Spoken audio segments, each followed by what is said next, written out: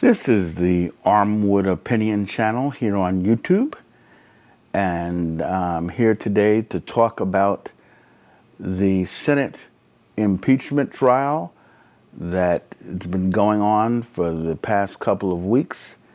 And I'm asking a basic question of my viewers. Has this trial been an example of what is called American exceptionalism? Americans love the banty around the phrase of American exceptionalism, that America is somehow superior to other countries in the world because of the way we behave. And my question for you, is this trial an example of American exceptionalism? A trial with no witnesses and no evidence admitted. Now, most of us have had some kind of social studies classes, civics classes. Some of us have even been political science majors or been to law school and even practiced law. Have any of us in the newspapers, in the media, on television, or in radio, ever heard of a trial where there are no witnesses and where there's no evidence?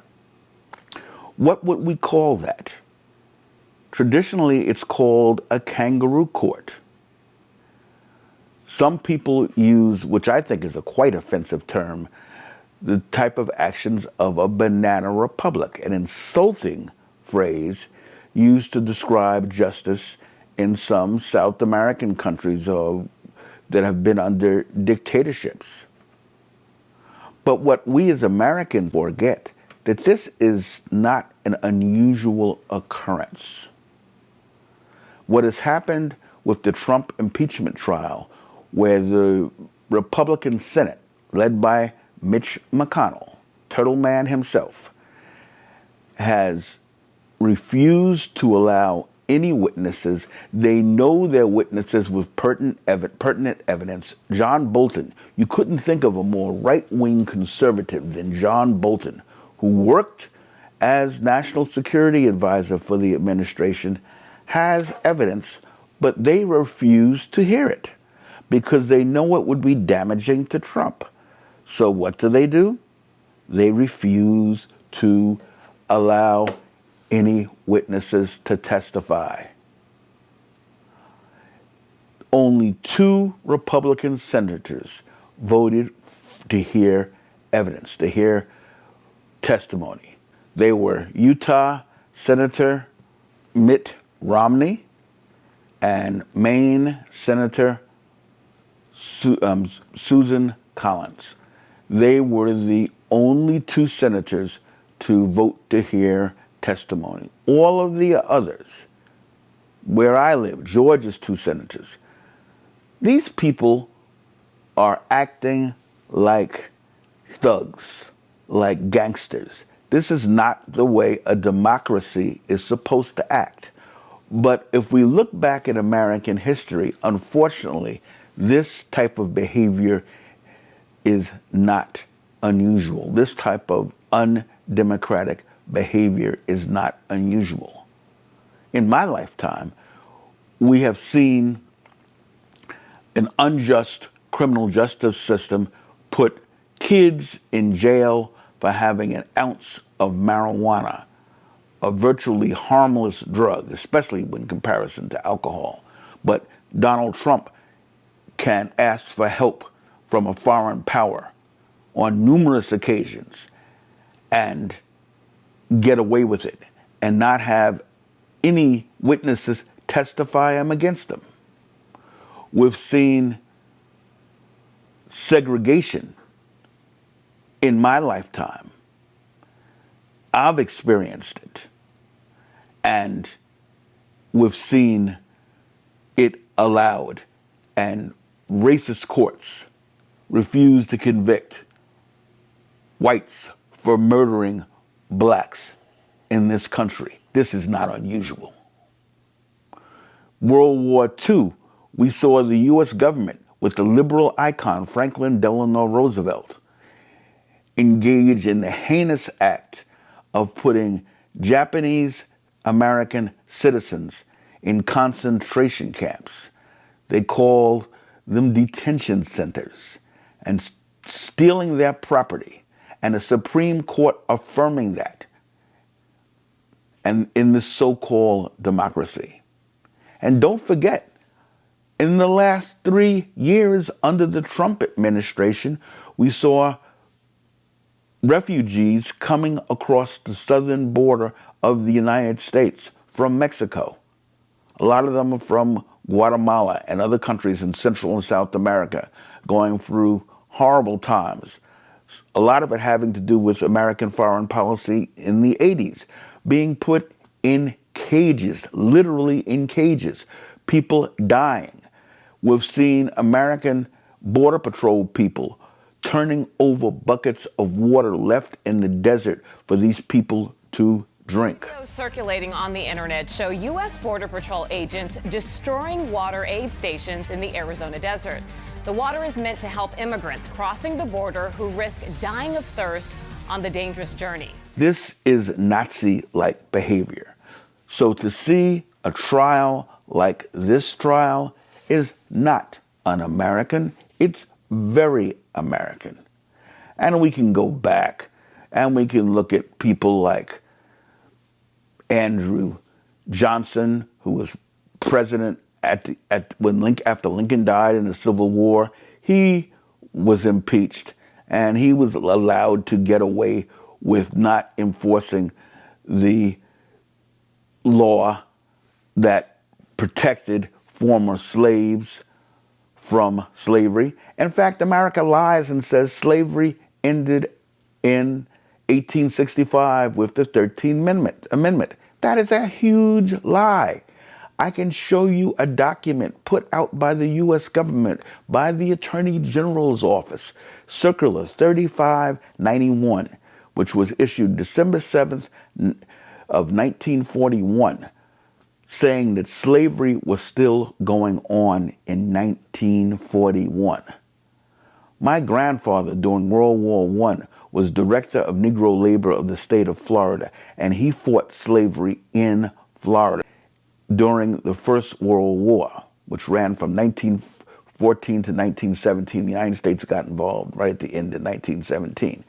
But there was slavery in Florida. There was slavery all over the South. The last prosecution for slavery in the United States happened in 1942. They lie to us. Unless you go on your own and do the research, and it's there. It's not hard to find.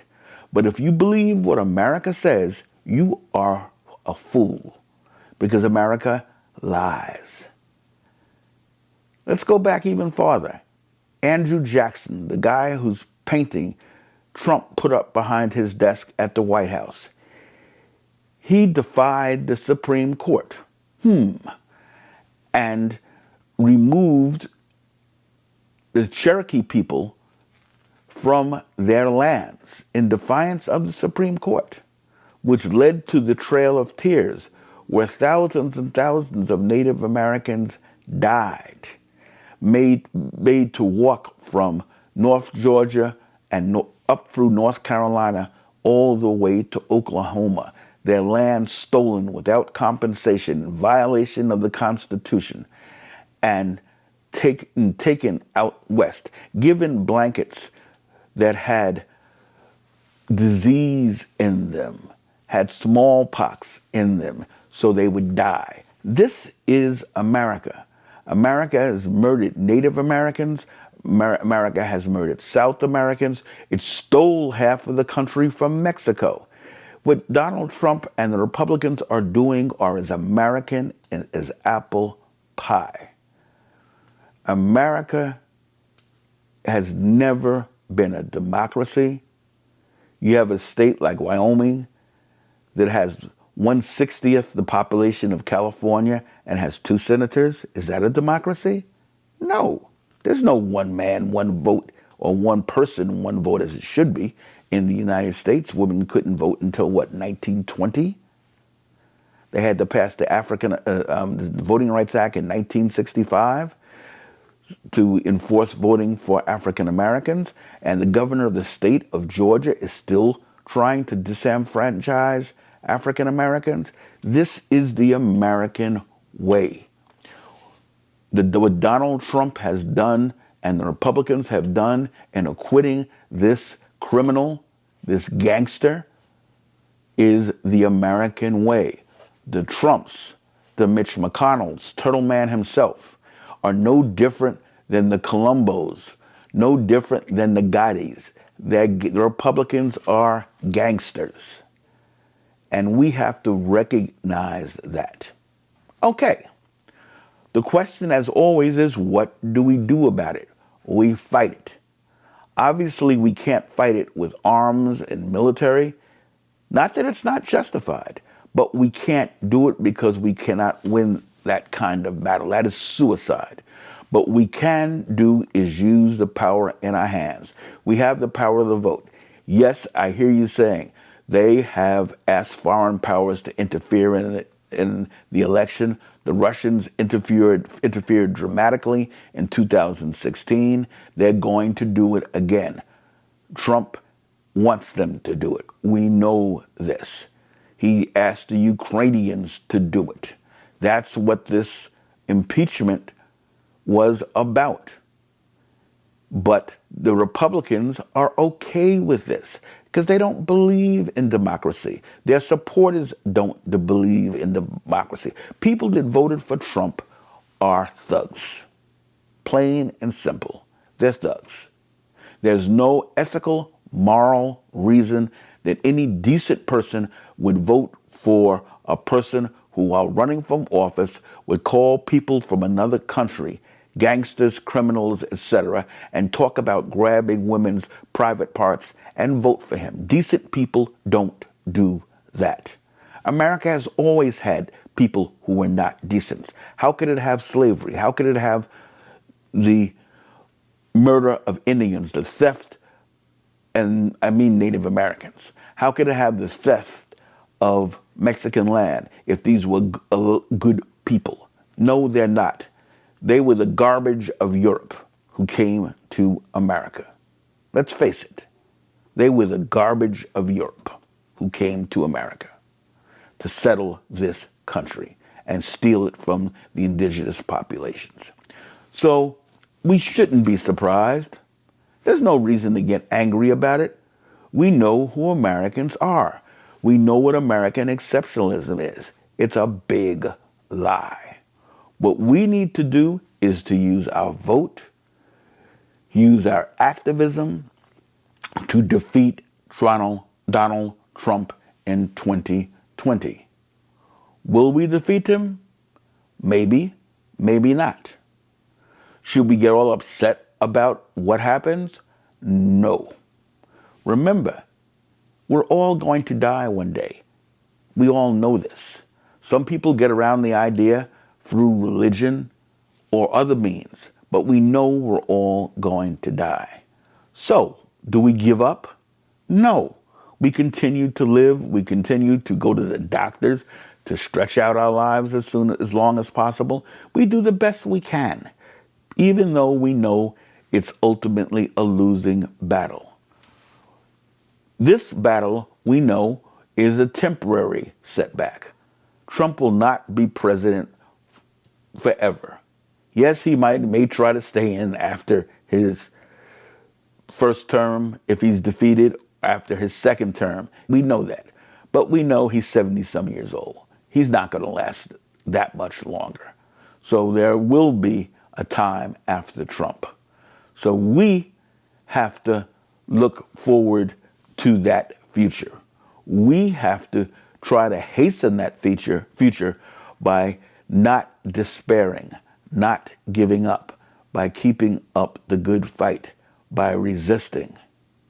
As I always say, resistance is not futile. We have to organize. Now, if you have a Google Assistant at home, ask it if resistance is futile. And what it will tell you is that if Locutus could resist from Star Trek Next Generation, he resisted the Borg, then you can resist. So resistance is not futile. Hit the like button if you like this video. Please subscribe to the channel. This is once again John Armwood on the Armwood Opinion Channel. As I always say, resistance is not futile. We can and will win.